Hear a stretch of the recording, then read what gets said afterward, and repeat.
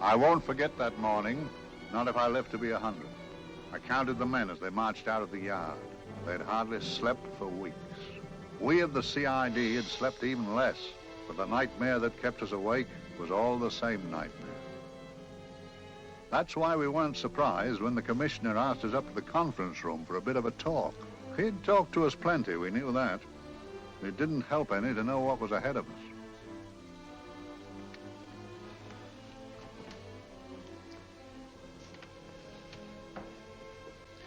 Must we have that window open, Gregson? Oh, shut it if you want to. Chief will be in enough of a temper without having a ruddy blast down the back of his neck.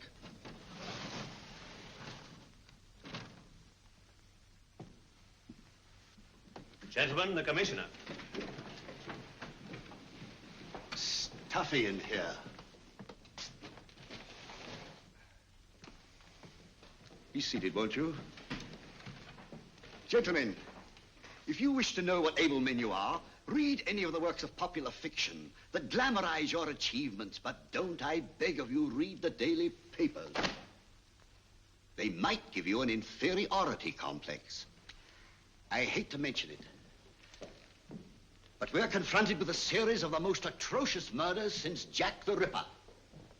And in the meantime, the CID might as well be playing at shove-halfpenny for all the good we've accomplished. Now look. Here, here, and here. Each of these red flags scattered through the city stands for a woman brutally murdered, a woman's terror, a woman's death agony. These are no ordinary crimes. These are the works of a fiend who kills first and mutilates afterwards. A ghoul who hacks off a part of his victim's body and carries it away with him, a loathsome souvenir of his butchery. 3 women murdered so far, and you haven't turned in one clue. You haven't given me one lead. Here you sit and wait for news of a 4th victim, with your arms folded.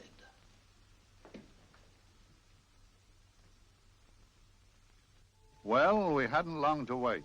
It was down Lambeth Way where a young woman was hurrying home late last night. She saw something and stopped. It was a constable. He spoke to her and he walked along with her, just in case. He saw her go down the stairway to the basement lodging where she lived. We can only surmise what happened after that.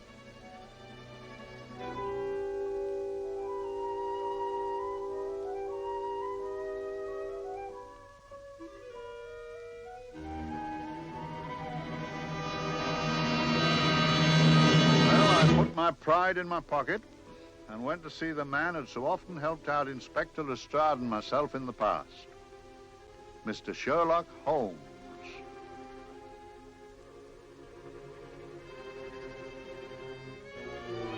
If ever a man needed help, I did.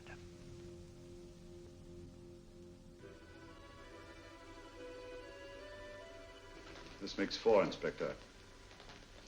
4 defenseless women here in the heart of London. And everyone with the right forefinger hacked off. Not hacked, Inspector Gregson. Cleanly, expertly severed. The work of a skilled surgeon. That's our only clue. Much about the age of my sister's girl. Is there no way of stopping this, Mr. Holmes? Yes. There's a way, somehow. The fiend that did this. I promise. I promise. We've nothing to go on. That's the rotten part of it. We can't get far without knowing the motive. Well, at least we know what the motives were not. It wasn't robbery, nor passion, thanks be, nor yet vengeance. Because they all came of totally unrelated families. Steady, Inspector, steady.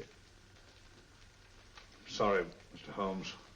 I don't turn a hair when it's a bloke that can look after himself. A little slip of a thing like that. Yes, it's horrible. Come on, let's get a drink.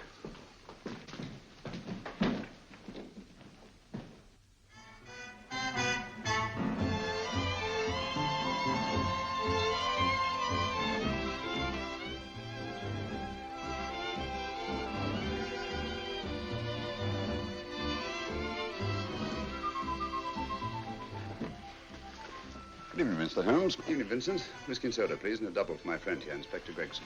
Very good, sir. Make mine Irish. Decent of you to give me a hand with this thing, Mr. Holmes. Always a pleasure to be of help to Scotland Yard, Inspector. Little out of my line, looking for a maniac who murders just for the fun of it. Or perhaps just to get a human finger. In all 4 cases, the murderer risked capture by stopping to secure a finger. Well, what for? Who knows? He's just a madman. Perhaps there's method in his madness.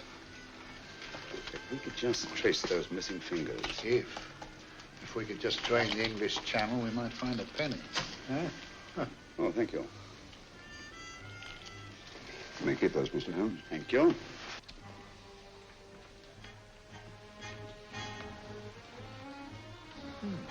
Sir George Fenwick, isn't it?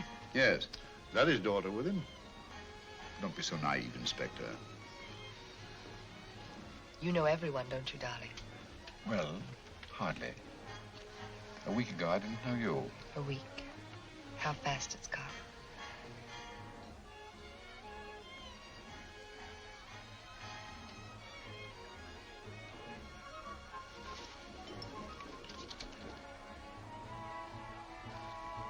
I collect these things. How very quaint of you. Shall we go? Yes.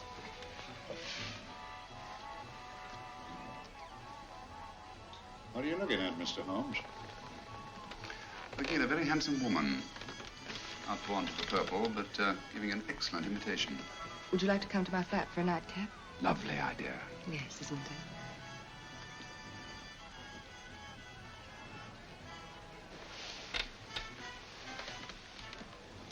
Wonder where she's taking Sir George Fenwick. Don't be so naive, Mr. Holmes.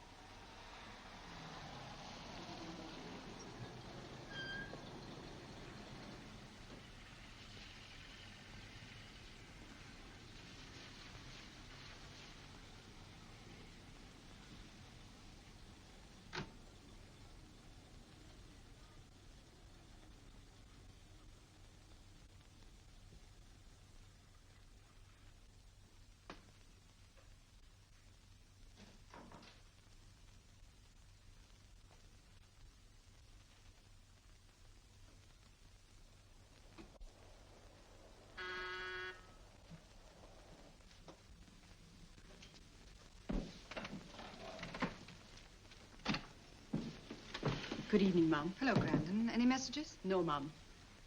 Thank you. Drinks, Grandon. One of your nice surprises. Yes, Mum. I say, you don't mean that... Grandon's a marvel, aren't you, Grandon? Yes, Mum. You wouldn't believe the things she can do. Ah, charming place. Delightful. Really? Do you think so? I'm so glad. Do sit down. Do you mind? Do I mind? What a question.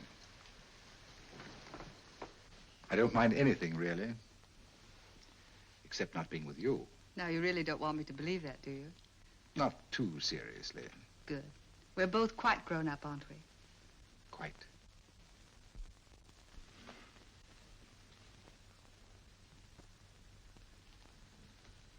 You're a treasure, Grandon.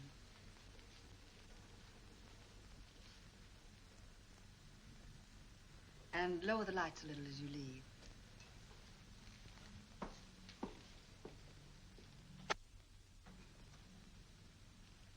I prefer a more flattering light. In any light, you'd be... Would I? And don't you know it? Perhaps I do.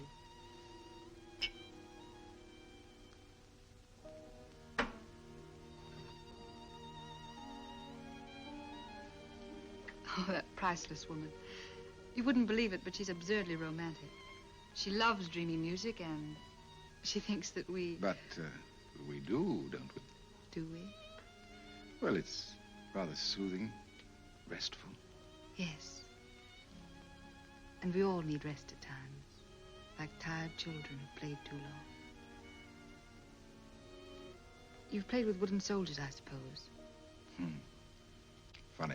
Hadn't thought of that for years. Toy boats were my special joy. Anything I could set afloat anywhere. Like this. And this. Toy boats sailing into the Never Never Land. The land of beautiful dreams. Look. Look, odd, isn't it, how the light is reflected? Little specks of light that move and move. Like stars on a slowly moving stream. You know, Holmes, I'm very sensitive to atmosphere. No? Yes, I can tell by the feel of this room there's been a murder committed here. It may interest you to know, my dear fellow, it was the other side of that door at the foot of the stairs that the poor girl was murdered. If only I could find it. Find what? The one thing these unfortunate victims have in common that might give us a motive for these murders. There must be something. Another Jack the Ripper, if you ask me, a homicidal maniac. No, Watson. In the case of Jack the Ripper, there was one thing in common. His victims were all from one walk of life, living in the same section of the city. In this case, the murderer chooses his victims from all walks of life and from different sections of the city. No, my dear fellow, this is not the work of a homicidal maniac. It's something infinitely more sinister. You give me the creeps. What on earth are you talking about? Watson, I'm convinced that these murders are only incidental to some larger and more diabolical scheme. That may be, but why the severed fingers? The answer to that question, my dear fellow, is our only hope of solving these mysteries. Dear sister, I am so happy. I had such a lovely holiday at Brighton with you and Alf. And I'm looking forward to being with you again. Poor little thing. Sort of raises a lump in your throat. I can picture her sitting here happily writing this letter. And I'm not bit realizing that she's shortly going to her death. Hello? Gregson.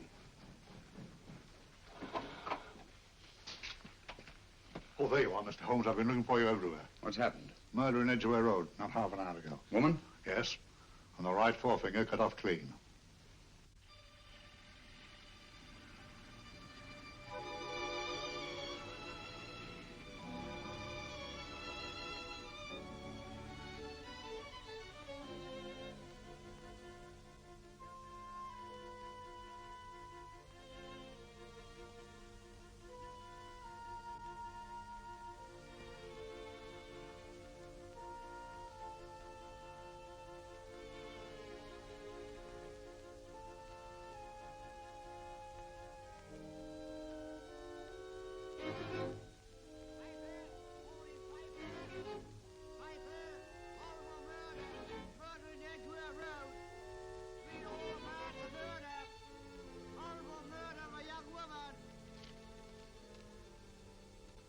Piper!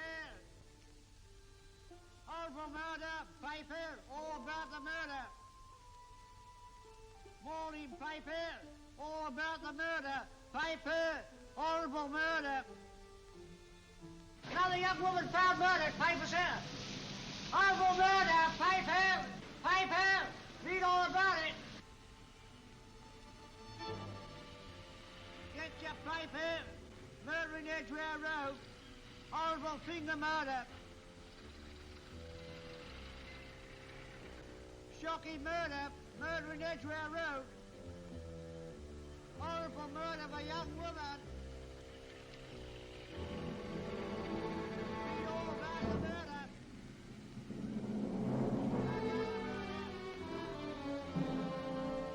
Only fancy, Mum. There's been another of those horrible murders. Dear, dear, how shocking. Yes, Mum. I really don't feel quite safe here myself.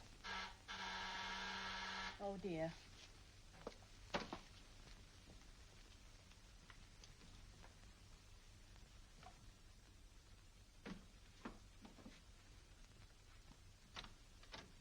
Why, Sir George! I must see Miss Marlowe at once. I don't know if she... I must see her. Where is she?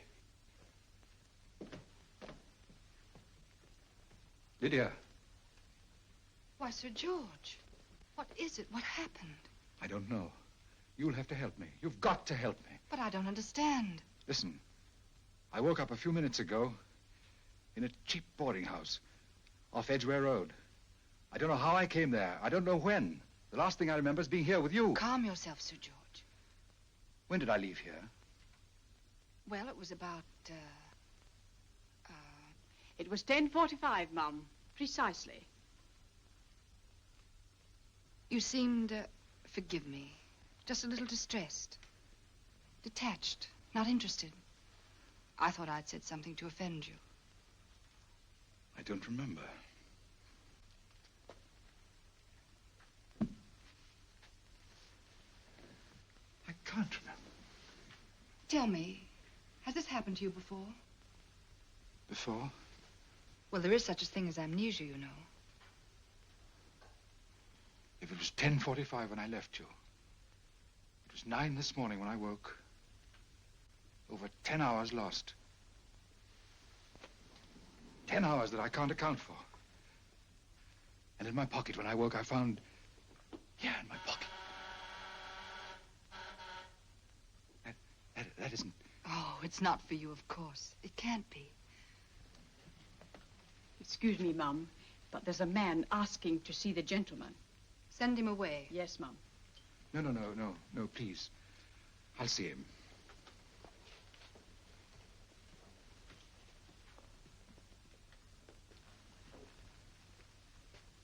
Well? Delightful room. Not much like the place you woke up in this morning. You followed me here? Yes. Are you a detective? Oh, no. Quite the contrary. Don't be afraid, Sir George. You know my name? Oh, yes. A very old and highly honored name. And being the bearer of such a name, and also a very wealthy man, I thought you might care to possess yourself of this trifle. Rather than let it fall into the hands of the police. It is yours, if I'm not mistaken. The initials, GF. Where did you get this? It came out of your pocket. I saw it fall, but you never noticed. You were very busy, bending over something with a knife. Then you put something in your pocket.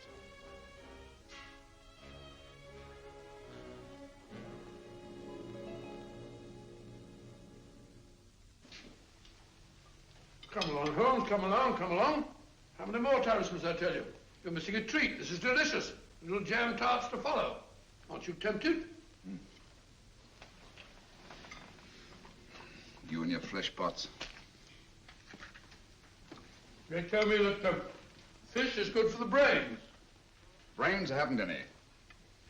You realize that a whole day and a night have gone by since that bestial affair in Edgware Road? I'm as much in the dark as ever.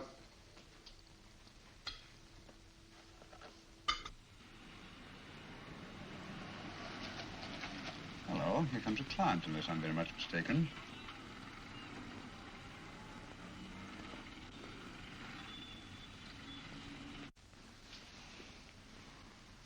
Hello, attractive. Very attractive.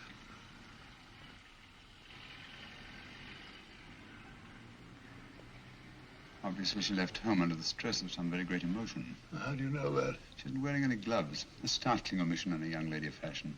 Oh, she didn't put her coat on. Open the car, too.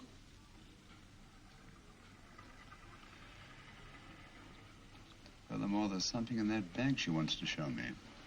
What makes you say that? The bag doesn't match her dress, indicating it was picked for size rather than style, to accommodate some bulky object. You amaze me, Holmes. What I mention, my dear fellow.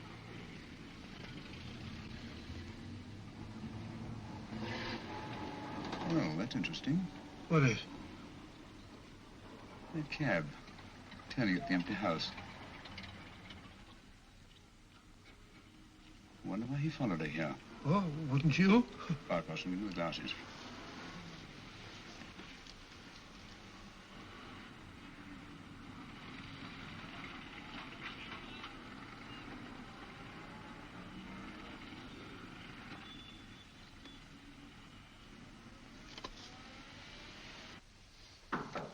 Well, we shall soon know. Yes, Mrs. Hudson? It's a young lady, sir. Most urgent. Ask her to come in. Go right in, miss. Mr. Holmes? Yes, this is my friend, Dr. Watson. How do you do? How do you do? Mr. Holmes, you must excuse me, please. Yes, well, won't you sit down? Come along. May I? It's quite all right. Thank you.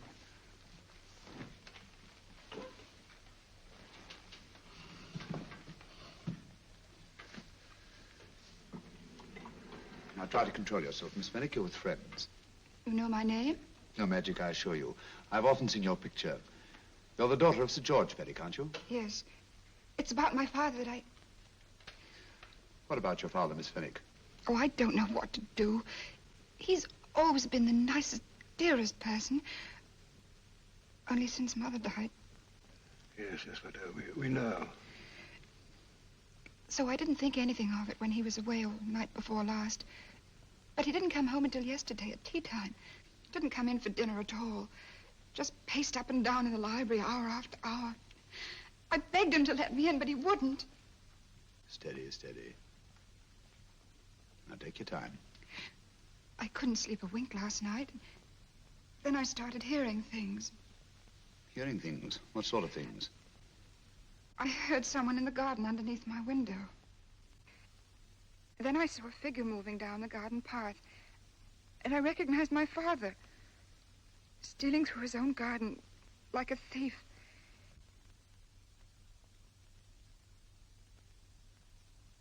He had a spade in his hand. And he stopped by the greenhouse where he started to dig. This morning, at daybreak, I stole out into the garden and found this.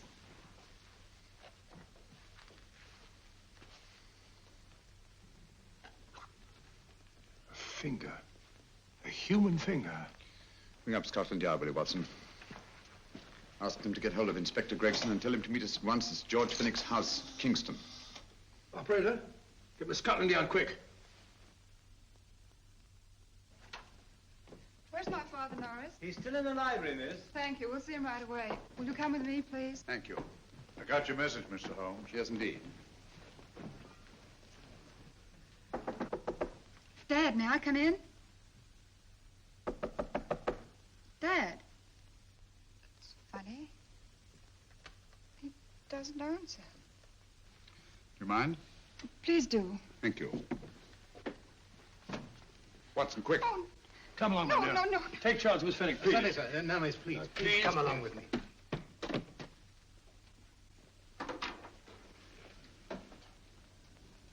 Dead?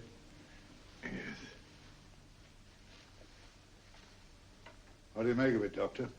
Shot in the back, between the second and third ribs. The bullet undoubtedly penetrated the heart. Look at the powder marks on his coat. I was afraid of this. What do you mean? Don't you remember the man in the cab who followed Miss Fenwick to Baker Street? Well, you don't think he had anything to do with it, do I you? think it's reasonable to assume that he tipped off someone that I'd been sent for. Sir George has obviously been murdered to keep him from telling me what he knew. What was the weapon used? Small caliber revolver, point blank range by the look of the wound. The murderer came in through those French windows. The mud from the garden he brought in on his boots. Sir George must have surprised the intruder. Passed the room to him here. What follows we can't tell.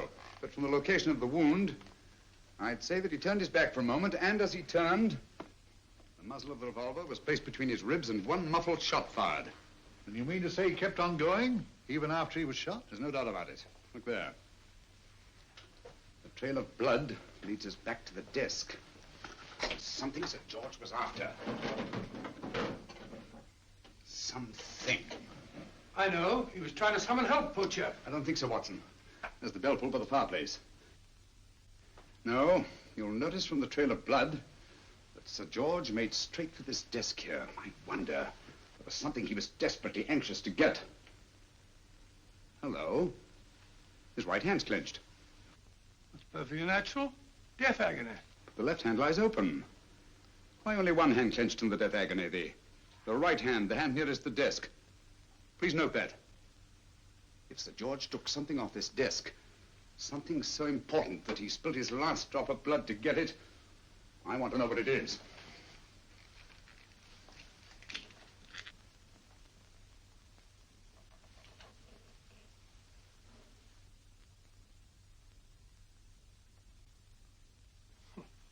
Nothing but an ordinary match folder. Where does that lead us? I imagine to something very important, Gregson. This match folder's from Pembroke House. Why shouldn't it be? He was there, you know. We saw him yesterday. Yes, but the effort he made after he was shot to get hold of this match folder. It's just possible he wanted someone to remember Pembroke House. He may have wished to recall it to someone who saw him there. Someone who, like ourselves, saw him with a woman.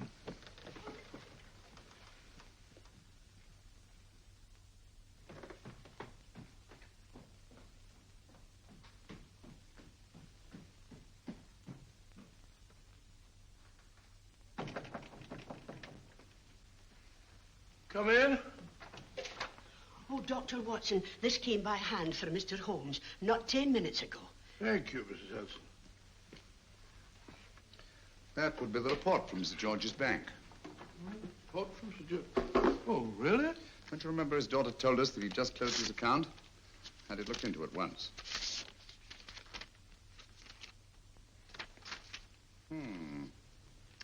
He drew out his entire balance in cash, nearly £10,000, yesterday, just after that young woman was murdered. What does that suggest to you, Watson? But he paid it out to someone. Precisely. I smell the faint, sweet odor of blackmail.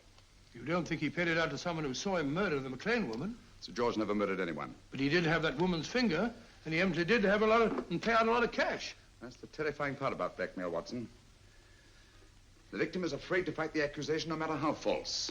Once the accusation is made, his name is smeared, and sometimes his life is ruined. Well, Sir George didn't commit these murders. What fiend did? I rather think they're not the work of any one man. Oh, come, Holmes. You don't expect me to believe there's a whole organization going about killing people and chopping off their fingers. No, it's possible, quite possible. Well, whoever's behind all this thing must be out of his mind. On the contrary, my dear fellow, if my assumptions are correct, this little scheme has behind it the most brilliant and ruthless intellect the world has ever known. You don't mean Professor Moriarty? I do. Oh, steady, Holmes. You've got him on the brain. This is the third time in as many months you've suspected him of unsolved crimes. He's dead, you know. Is he? Is he? You know he is. He was hanged in Montevideo, well, over a year ago. I know that someone was hanged in Montevideo under that name. But I'll stake my reputation that Moriarty is alive and here, now in London. Hello? Yes, Dr. Watson, wait a minute. You me? Oh, yes? This is Dr. Watson speaking. No, I'm afraid I've retired. I don't practice anymore. What? Oh, that's a different thing. An emergency case. Well, just a minute. Yes? Yes, well, see, she's not moved. Remember that? Don't touch her till I get there. Fractured case in McCardle's Mews. Heavy woman. 14 stone. Look at dust. 14 stone. Just the sort of person who would hoist herself up on a stool to feed the canary. There ought to be a law against fat people keeping little dicky birds. Well, so long, old man. I shan't be very long. Haven't used that bag since I brought little Amelia, what's her name in the world? She grew up to be a very unattractive child. Well, who wouldn't with a name like Amelia? Amelia. Amelia.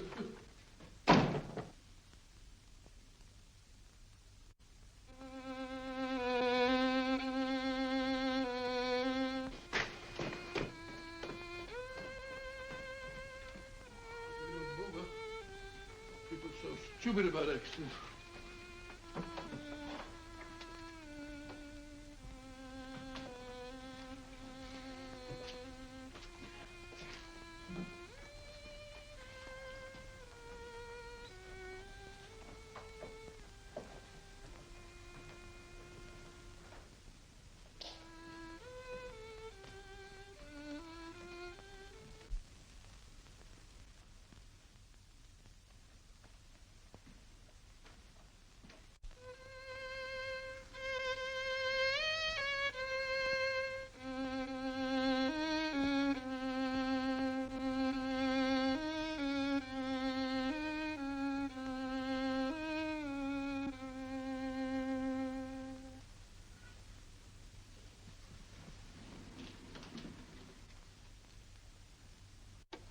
Oh, Professor Moriarty.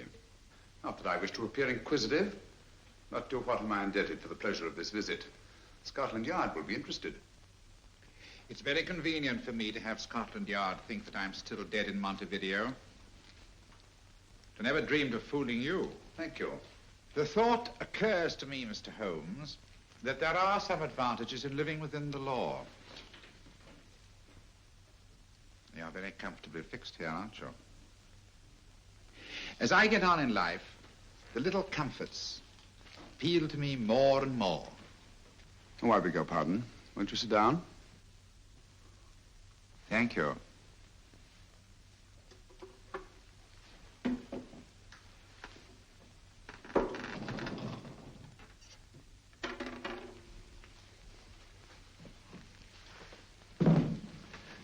And now, Professor Moriarty, what can I do for you? Everything that I have to say to you has already crossed your mind.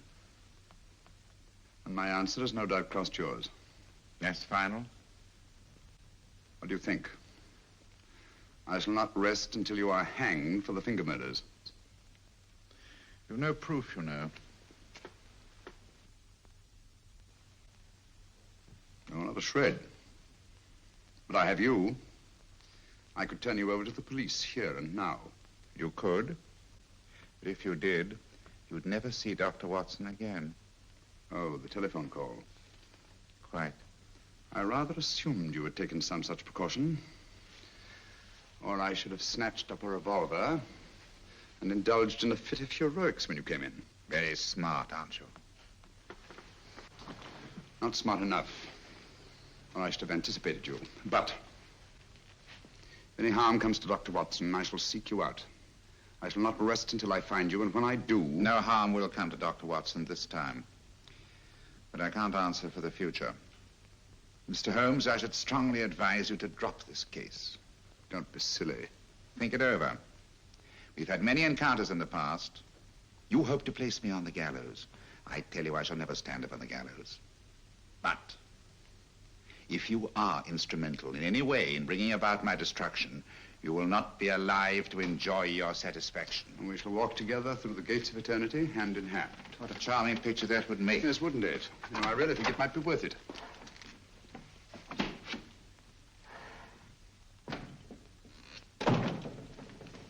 Shoelaces, Governor? Tuppence a pair. And strong enough to hang yourself. How many more times must I tell you I don't want your filthy shoelaces or your company? Shoelaces, Governor? Blasted impertinence. Run along, my good man, or I'll give you in charge. Shoelaces, Governor? Shoelaces, Governor? Help a poor bloke. What's only got one arm? Any luck with Mr. Holmes? You can read his obituary in tomorrow's papers.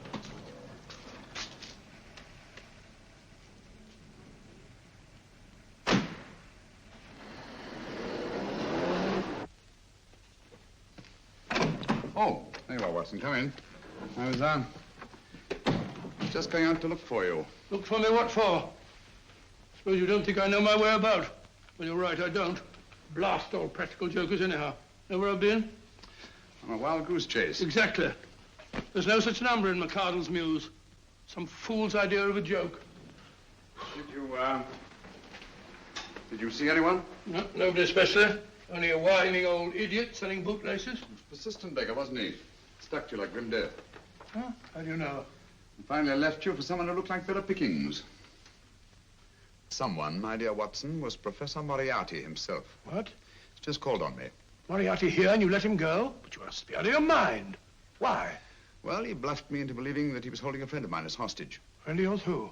Oh, nobody very important, just a fat, lazy fellow. Medical man, I believe. Medical man? Do I know him? Yes, I think you do. A fellow by the name of Watson. Watson, never heard. Who, me? I'm afraid so, old fellow.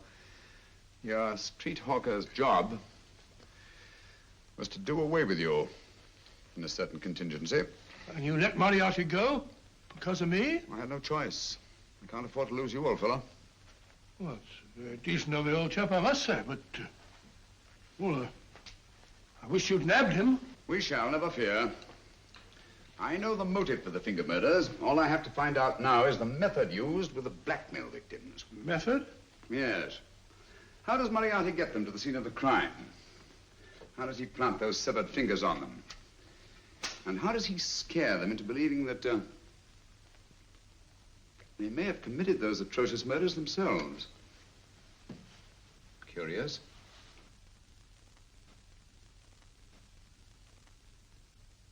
Very curious. Huh? Curious? What's curious?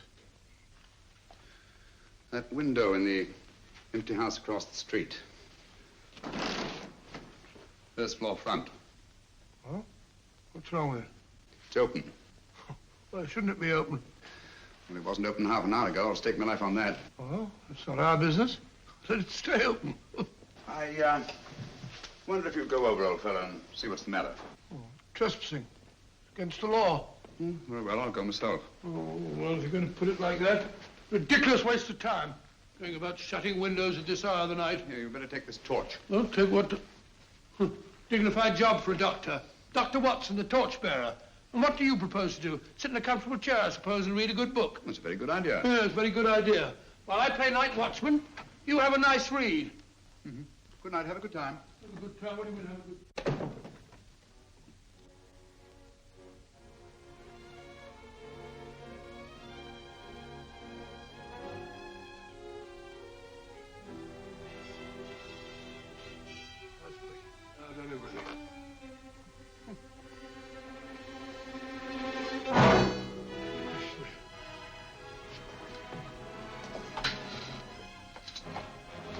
For? Oh, umbrella stand. Pretty little thing to keep about the house. Must have been a pet.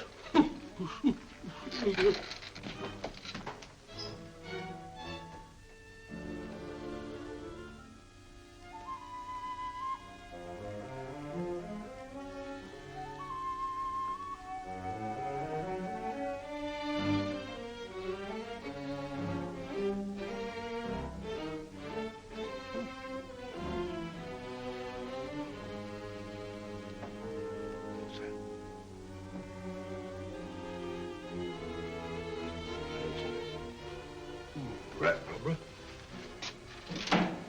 This must be the dog.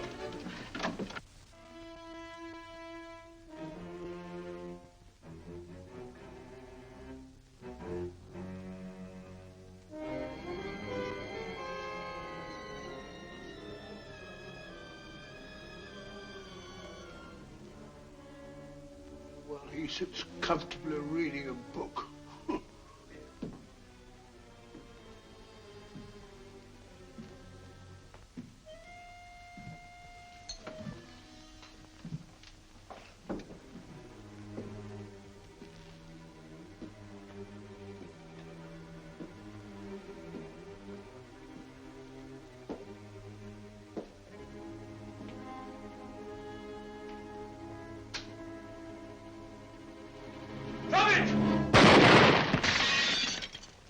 He killed Holmes! He killed Sherlock! Watson. You? But I saw him shoot you a second ago. Not me, my dear fellow. Merely the bust of Julius Caesar. Incidentally, you may have noticed that all through the ages, prominent men have prominent noses. Oh, afraid we're in for terrible trouble again with Mrs. Hudson. Windows smashed, plaster all over the floor. Get up, you.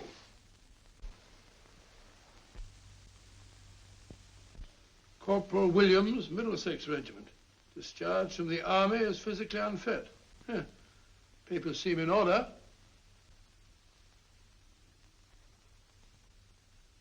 Now, Corporal Williams, you've seen service in the Far East, haven't you?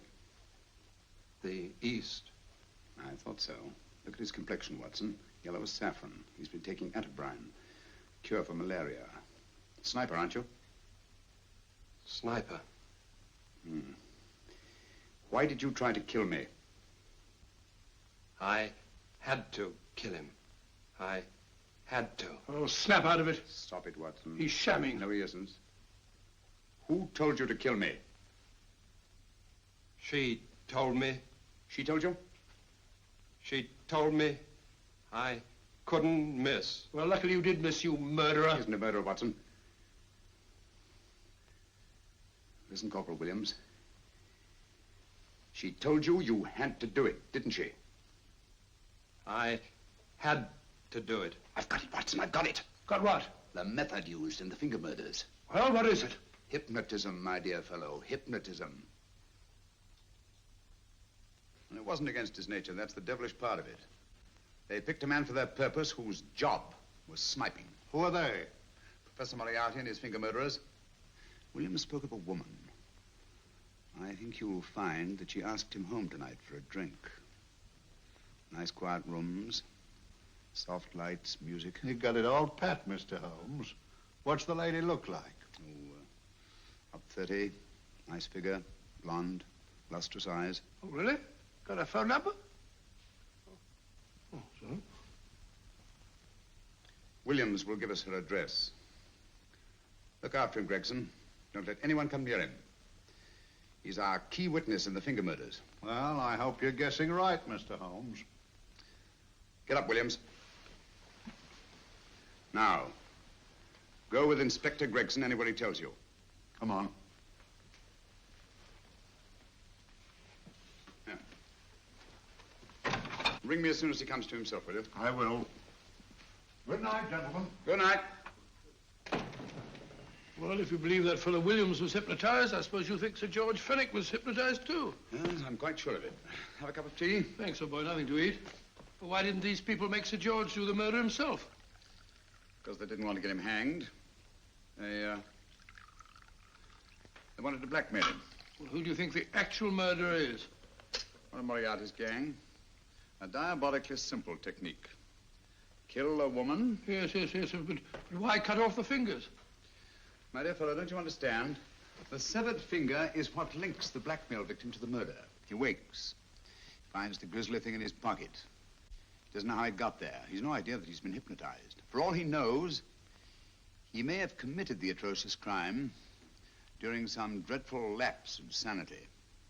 In that state, when he's utterly demoralized, the blackmailers take over. Is that it? Undoubtedly. You see, they swear that they saw him commit the murder. And being human, the victim will pay anything rather than stand trial on a charge that will make his very name loathsome. Oh, it all fits in if you believe in hypnotism. Yeah. The only possible explanation. You think the hypnotist is that woman with the blonde hair, the lustrous eyes, the woman you invented? I didn't invent her. I saw her. What on earth are you talking about? That woman, my dear Watson, was with Sir George when he left Pembroke House. I saw her there. I shall see her again, and Williams will lead me to her. That's why it's so important to keep him safe. He will identify her.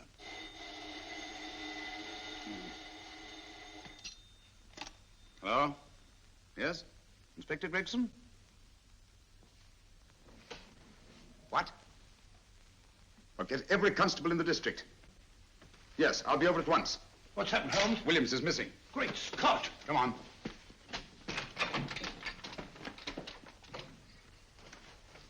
Lorry crashed into Gregson's car. During the confusion, Williams disappeared.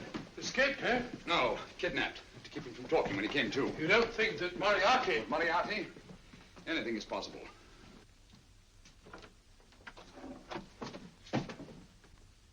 Williams! Dead. You see? Anything is possible.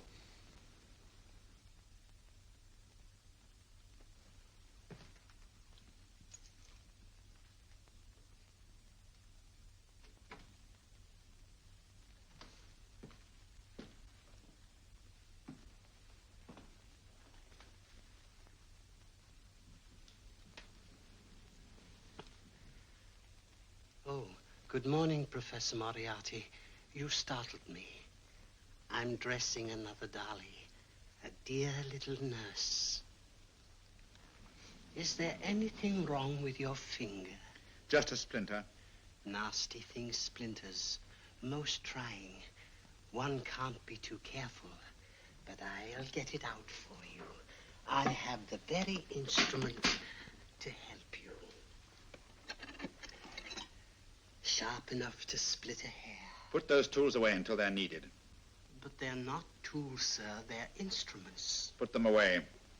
Is Lydia in? Yes. But really, you should let me...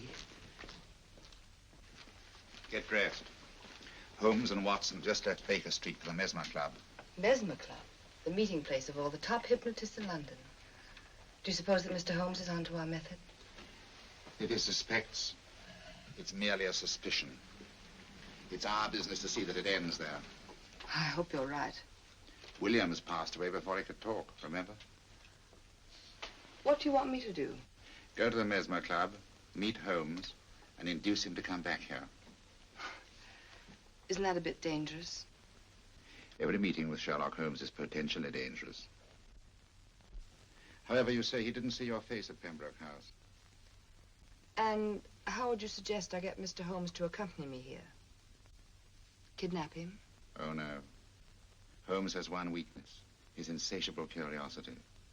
If you can arouse that, you can lead him anywhere. It's up to you to take advantage of any opportunity that may arise. This way, please, gentlemen. I'll tell Dr. Onslow that you're here. Thank you. So this is the Mesmer Club. If you ask me, hypnotism is a lot of mumbo-jumbo. Oh, come now, Watson. As a medical man, you must admit that hypnotism has its place in modern science. That may be, but 90% of hypnotists are crooks of the worst kind. Nothing more than a lot of charlatans exploiting weak-willed morons. Ah, Dr. Onslow, I believe. Happy to meet you, Mr. Holmes. Your brother Mycroft suggested I might be of help to you. He's a valued member of our little group of charlatans and crooks. Oh, beg your pardon, sir. I didn't know you were listening. Behind the curtain. My friend, Dr. Watson. Oh, delighted. How do you do? I wonder now. You see, we're in the midst of a little experimental session at this very moment. If you'd care to join us. Oh, certainly, certainly. That'd be very instructive. Oh, well, will you follow me? Thank you. Why should I know somebody behind the blasted curtain? In treating his patients. But today, the therapeutic value of hypnotism, as we now call it, is conceded by innumerable physicians. Especially is it of value in surgical cases where the administration of local or of general anesthetic is inadvisable. Inadvisable poppycock. Oh, sorry. For the sake of latecomers, I may say that I have placed this subject under profound hypnosis. In this condition, he can feel no pain, even under applications which normally would be excruciating. Excruciating? You excuse me, please. Carter, you are having a peaceful sleep. You feel nothing. Your arms and your hands are without sensation. Mowbray, the long needle.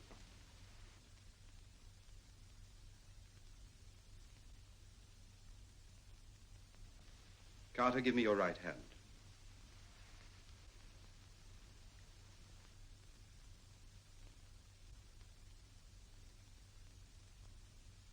As you observe, the needle has been thrust completely through the subject's hand. No feeling, no pain. This lack of feeling is the one infallible test of profound hypnosis. Nonsense. Fellow's full of drugs. Oh, isn't he? Definitely not, Doctor. Wake up, Carter, wake up. You feel well and rested, remember. No pain anywhere. Wake up, wake up. I say, when are you going to begin? All through, Carter. Stand up. This way, sir. And, are these all the people that come here? Oh, no. Others keep dropping in all the time. I suppose it's all right for those who believe in it, but of course, I'm a professional man myself. Then you don't believe in hypnotism, Dr. Watson? Oh, I don't deny that there are certain types of hysterical, feeble-minded people who go under if you point your finger at them. But anyone with an ounce of character... How right you are. You see right through our little artifices, don't you, Doctor? Right through, my dear sir. Right through. Quite so. But with the feeble-minded, as you say... excuse us, Mr. Holmes. Certainly. Step over here, won't you? Certainly, sir. Anything to oblige. Let me show you how easily we charlatans take advantage of them. Now, sit down, Doctor. Now, we set a thing like this in motion. It's wonderful, the attraction on the feeble-minded, of course.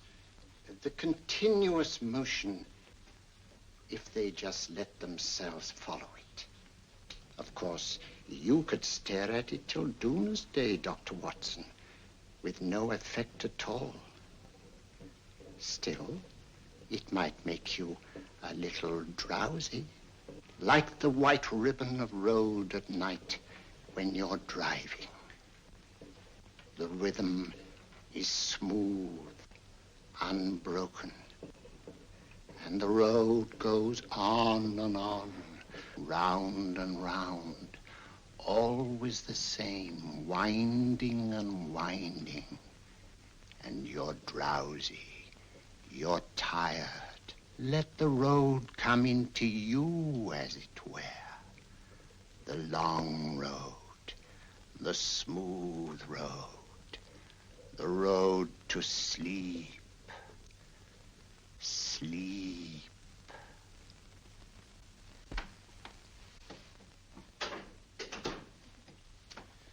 Open your eyes. Stand up. Turn around. And now, Dr. Watson, you're on a holiday in Scotland. The country is amazingly beautiful. We're coming to a stream. It isn't deep. Better take your shoes and socks off.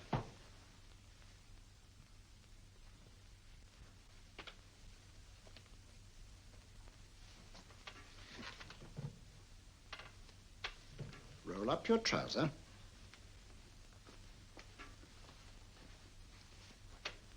That will do. The other leg is waterproof. Turn around. Mind the pedals.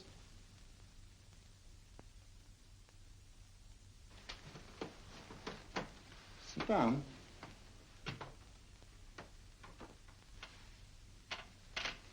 Wake up now.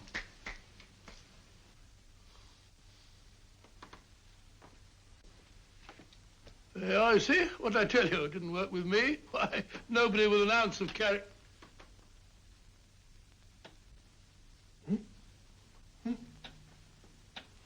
I think you'll need these.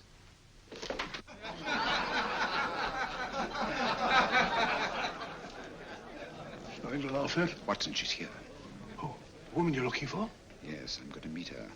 Perhaps I can induce her to take me to Moriarty. Do you think it's wise, Holmes? May not be wise, but it's essential. After all, I've held me on with Moriarty in the past. But isn't it dangerous? She might be a hypnotist. If my will isn't stronger than hers, I deserve to be hypnotized. I feel I must protest, Dr. Onslow. I was told this was a gathering of serious students of a great science, and I find myself in a company of buffoons. Oh, my dear madam. Elliots and Esdale, Braid. Were those men martyrs for the truth, that you may laugh over your childish, cruel tricks? I must say I'm in complete agreement with you, madam. This was most unnecessary performance, Dr. Onslow. Beg your pardon, sir. My name is Holmes, Sherlock Holmes. At your service, madam. Thank you, Mr. Holmes. I'm afraid I've created a rather embarrassing situation. But you see, I'm interested in the serious study of hypnotism. So am I, too. Perhaps we have something in common, Mr. Holmes. Perhaps we have. Would you join me for a cocktail at Pembroke House? I should be delighted. Good.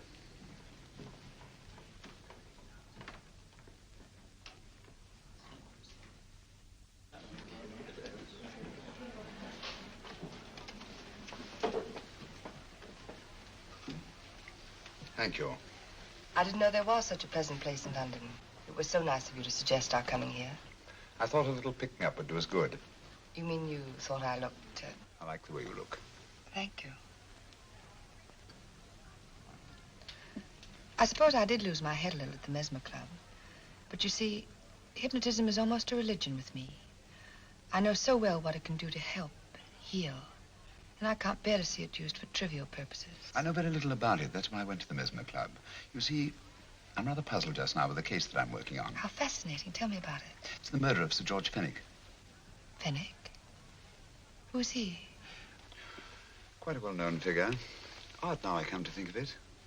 Last time I saw Sir George was here at Pembroke House. Strange. Yes, isn't it? He was sitting, I believe he was sitting at this very table. Cigarette? Thanks. Do go on. There was a charming lady with him. He was lighting a cigarette.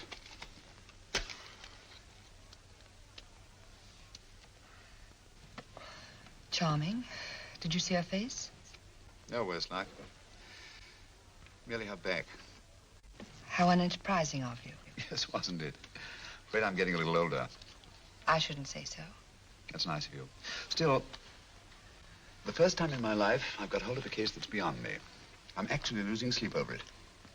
You know, Mr. Holmes, I believe I could help you. Really? I should be very grateful. You're amused. Oh, merely skeptical. How would you go about it? I've used hypnotism more than once in healing. Not for profit. I'm not a professional. But I do think I could help you. If you'd care to... I can't think of a pleasanter experience.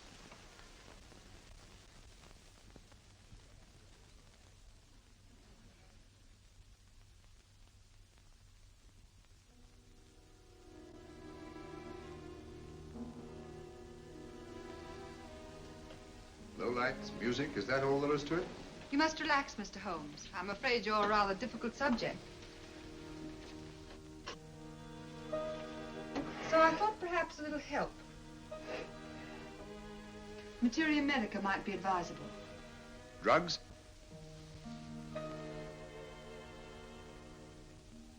No, I'd rather not, if you don't mind. As a matter of fact, I'd rather not myself. But Schrenk-Notzing, he practiced in Munich, you know. Believed it the best means for difficult subjects. Do you mind? Well, as a matter of fact, I don't approve of sedatives. Just as you wish. We don't have to go on with this at all, you know. Wait a minute. Wait a minute. All right.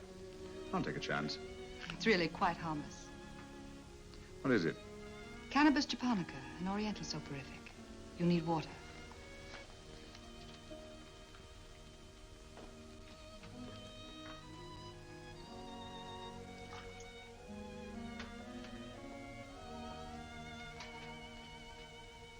Thank you.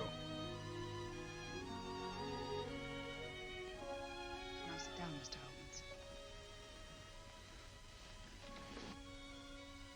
Holmes. You'll feel yourself growing drowsy. Don't fight it. Give in to it. Because you do want to sleep, you know. Just fix your eyes on this one white flower floating on the water. Empty your mind of every other thought. Follow the motion of the water. So smooth, not a ripple. Waters of forgetfulness. Steady, deep, strong. Strange, isn't it? How the light is reflected. Little specks of light that move and move.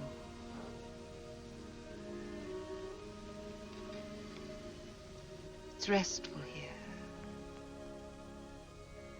It's peaceful. It's friendly. And you're very close to finding what you're looking for. You'll find them soon now. The guilty ones. When you're rested, gentle waters closing over you. Steady, deep, strong. Drawing you down, down, down.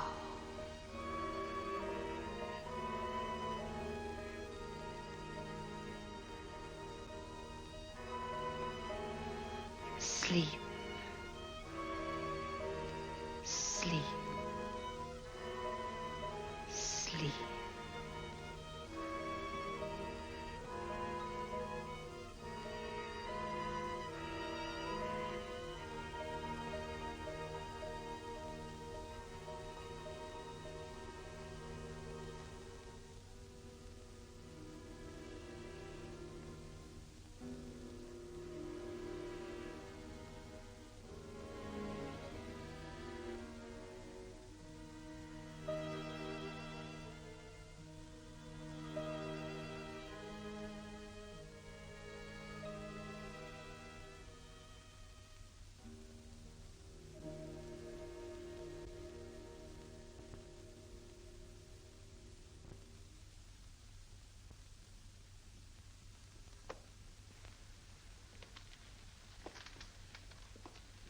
Here he is, Professor Moriarty. Stand up, Mr. Holmes.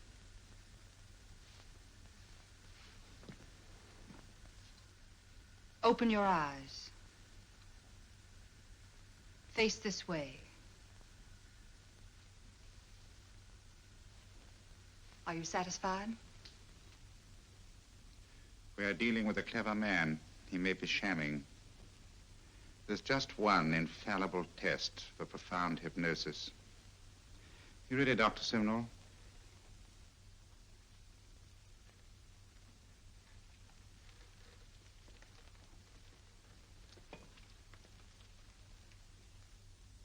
That will do, Doctor. He couldn't fake insensibility to the knife. I congratulate you, Lydia. Turn round, Mr. Holmes. Now walk to the desk.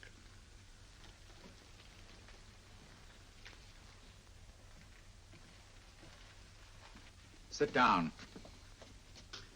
Take that pen and write what I tell you to write.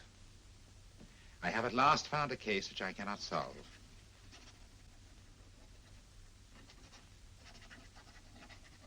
I have outlived my usefulness. Therefore, I have decided to end my life.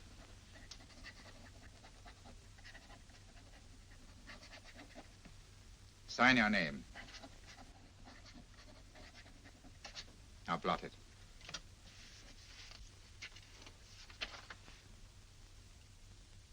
Fold it up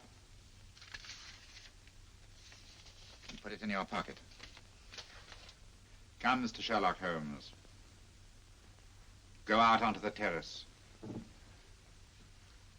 But it won't look like suicide, sir. I'm sorry, but Mr. Holmes' injuries must all be self-inflicted. Let's walk a little, Mr. Holmes. It's so pleasant here in the garden.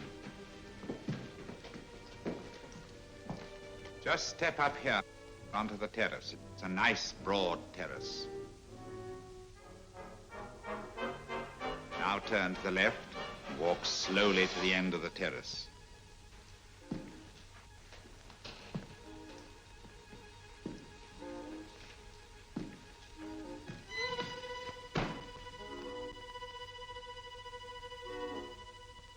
Don't stop. You must walk to the end, you know.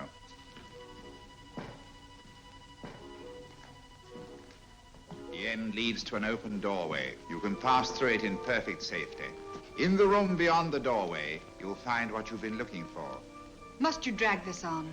This is the moment I've been anticipating for a long time, my dear. Go on, Mr. Holmes.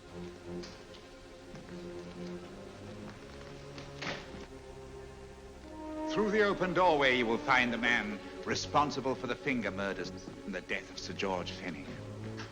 Professor Moriarty. Holmes! Stand still.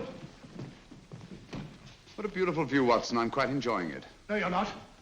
You're hypnotized. You're under a spell. Stand still. Don't move. Steady, Holmes. Steady does it. Stand perfectly still where you are. Nonsense, Watson. You don't know what you're doing. Of course I know what I'm doing. You mean you're not hypnotized? Certainly not. Then get off the wall, you idiot. Oh, look out! Holmes! Oh, Dear fellow. What were you doing up there?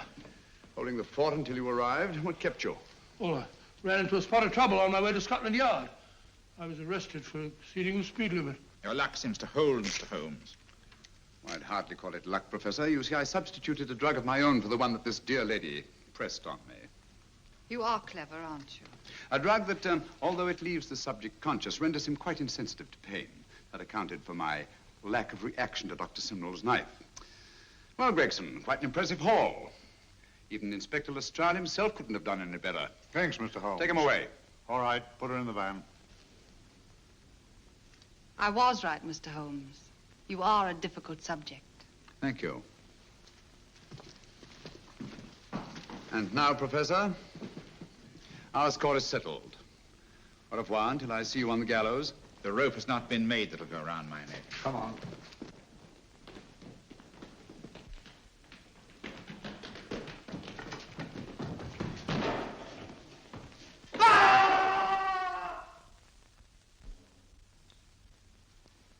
take care of things, Mr. Holmes. Thank you, Inspector. Come on. An evil man, Holmes, but what a horrible death. Better than he deserved. What are you thinking of? I'm thinking of all the women who can come and go in safety in the streets of London tonight. Stars keep watch in the heavens. And in our own little way, we too, old friend, are privileged to watch over our city.